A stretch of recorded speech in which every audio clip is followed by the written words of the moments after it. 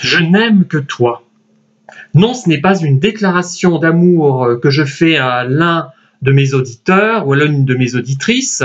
C'est le titre d'un film de Martine Carol qu'elle a tourné en 1949 et qui est d'ailleurs sorti en France le 30 juin 1949 et à Paris le 17 mars 1950 au cinéma Eldorado, Lynx et Olympia.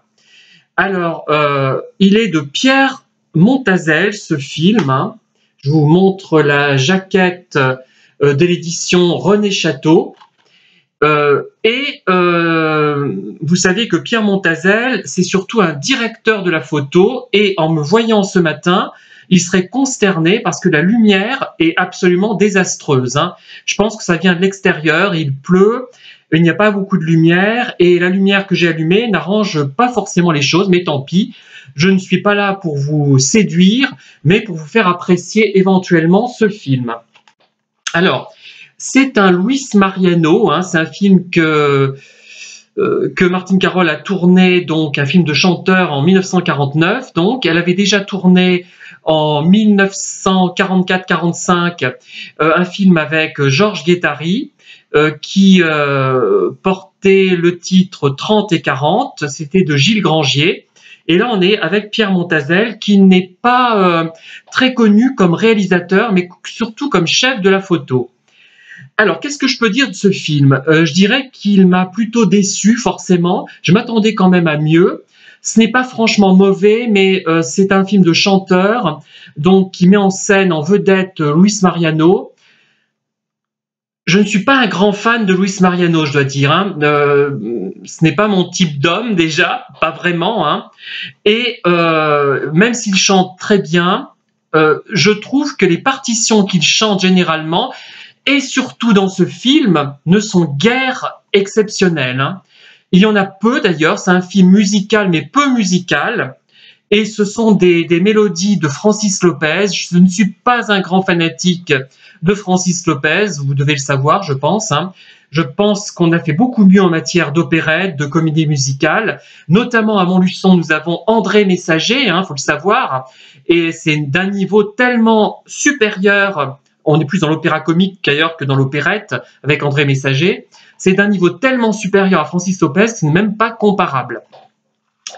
Alors, qu'est-ce que je peux dire de ce film? Deux choses, c'est qu'il y a énormément de second rôles célèbres, de très grands second rôles. Certains vont d'ailleurs devenir des premiers rôles et le sont déjà devenus à ce moment-là. Alors donc, outre Luis Mariano et Martine Carol, il y a André Le Gall, Robert Derry, Raymond Bussière, Annette Poivre, Pauline Carton, Colette Brossé, Louis de Funès, Jean Carmé, Jean Richard, Roger Pierre, Jean-Marc Thibault, pour ne citer que les principaux.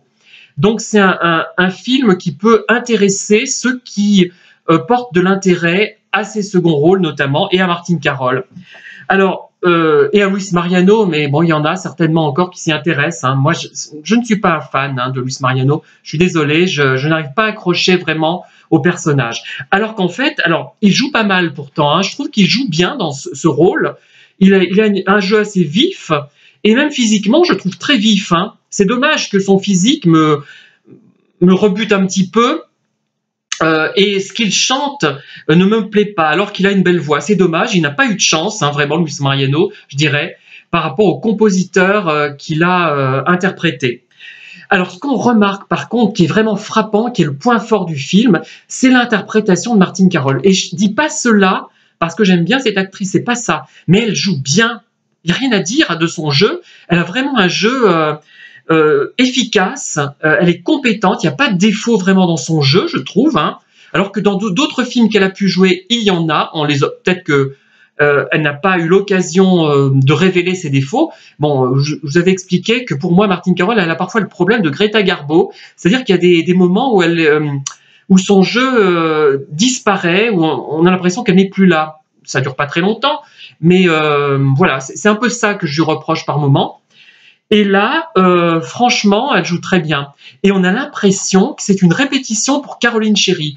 Elle a le jeu de la Caroline Chéry des débuts, quand elle est encore jeune, quand elle est encore un peu gamine, dans le film de Richard Potier. On a l'impression que c'est un bout d'essai pour Caroline Cherry, ce film, plus que, par exemple, Méfiez-vous des blondes.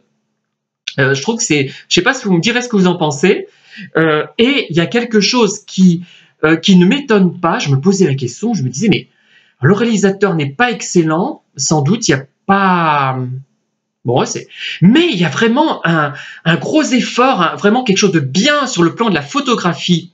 Et Martine Carol est très très bien photographiée. Il y a des plans qui sont superbes et le film vaut le détour rien que pour ça, je dirais. Hein.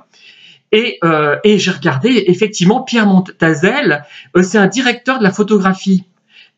Qui a fait de belles choses hein, au niveau de la direction de la photographie, mais pas en tant que metteur en scène. Et là, vraiment, dans ce film, hein, que j'ai trouvé d'ailleurs sur une brocante au marché aux puces de Clermont-Ferrand pour 4 €, on le trouve moins cher d'ailleurs sur Rakuten, hein, mais il y a les frais de port. Il y a vraiment un gros travail de photographie. Et c'est le point fort de ce film.